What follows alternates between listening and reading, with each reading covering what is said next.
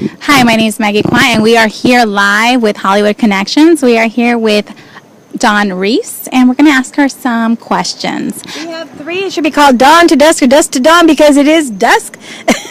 Or you can think of me as Dawn Dishwashing Liquid. You're going to remember my name. Or, Dawn Reese, like peanut butter cups and dishwashing liquid. But anyways, you're here auditioning to be a beauty queen or a reporter.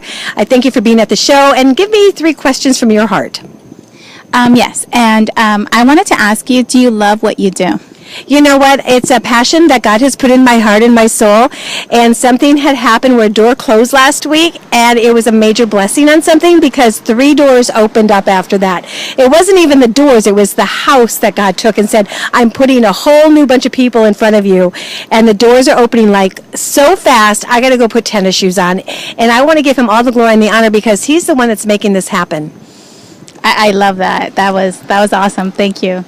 And I want to ask you another question. Sure. How do you know Paul Murray?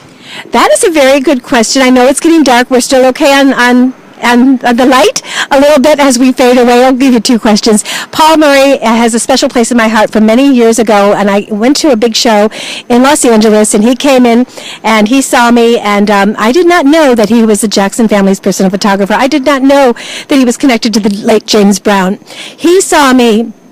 I went to broadcasting school. We connected. We worked together in Hollywood. I want to tell you, there were times that I was in Hollywood office till 4 or 5 in the morning. I never got home. I was next door to the workout room at one of the gyms, and I come back, and I'll tell you, it was a grueling time back in those days, and I can't believe that I even went through that where I am today. But that's what a diamond is made of. A lot of pressure, as my mother used to say. And Paul opened so many doors. I was a late James Brown's entertainment reporter. We even went to Joe Jackson's home, where Michael was brought up.